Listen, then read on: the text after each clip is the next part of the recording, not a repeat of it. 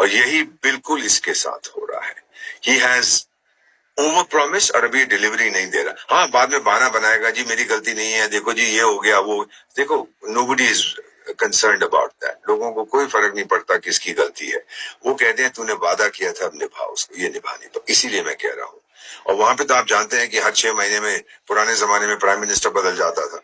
जब वो शाह का टाइम था, वो पता नहीं कितने प्राइम मिनिस्टर बदल देता था।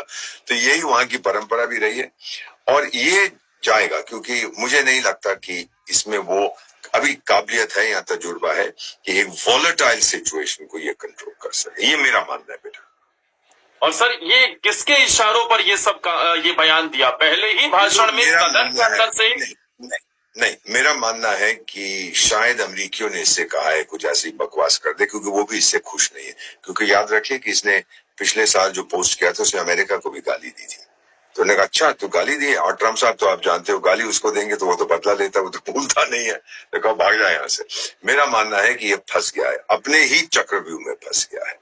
तो ये चीजें जिस किसी भी देश में, आपके देश में अगर ये बड़ा सेंसिटिव इशू है तो क्या मेरे देश में सेंसिटिव नहीं है? और फिर खुद कहता है कि हमें डायलॉग करना चाहिए, तो भाई ये बकवास करने की क्या जरूरत थी? आप समझ रहे हैं? आप वो कहता है कि जी डायलॉग और डिप्लोमेसी से रिजॉल्व करना चाहिए, तो फिर बोलता क्यों है यार? द बेस्ट डिप्लोमेसी वो होती है बेटा, 53 साल का तजुर्बा है, जो हम चुपचाप से करते हैं। ये मेगाफोन लेके ओ ये हो जाएगा, हम डिप्लोमेसी करेंगे। अबे गधे, ये सब करने से डिप्लोमेसी नहीं होती। ये तो तू जंग का ऐलान कर रहा है। और ये याद रख, अगर तूने पंगा लेने की कोशिश की उस एरिया में, इतनी मार खाएगा और आपकी मदद के लिए कोई नहीं आएगा बेटा। This is my firm conviction.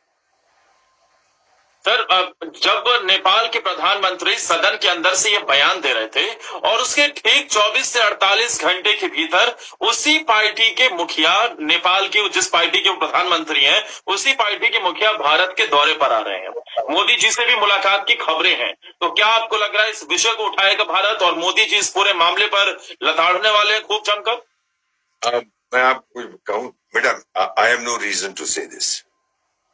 जो आ रहा है, क्योंकि मैंने देखी है ना, मैंने जिंदगी बहुत देखी है। ये जो आ रहे हैं साहब, पीएम से मुलाकात होगी, जरूर हेड है उस पार्टी के जिसका ये सदस्य है, तो बोलेंगे ये गधा है, हम इसको निकाल रहे हैं, हम किसी और को लाएंगे। तो हम कहेंगे ठीक है जी, आपकी मर्जी, हम लोग इंटरफेयर नहीं करते, हम लोग डायरेक्टली इंटरफेयर नहीं करते, हम टेंजेंशियली कह देंगे कि भाई आदमी जो है ये ठीक नहीं है। वो समझने वाले समझ गए, जो ना समझे वो अनाड़ी है। ये हम हिंट करते हैं बेटा। ये मैंने कई बार अपनी जिंदगी में किया है, मैंने अपने करियर में बहुत बार, कि जी आपका ये जो मंत्री है इसने कुछ बयान दिया है तो ये ठीक नहीं किया, और 24 घंटे में मंत्री जी को कहते हैं यार घर बैठो, दफ्तर आने की क्या जरूरत है। ये चीजें अक्सर होती हैं, और खासतौर से अब जो भारत की ताकत है उससे पंगा लेने की कोशिश मत करो। तो ये बेटा मेरा माने, आ रहा है, मिले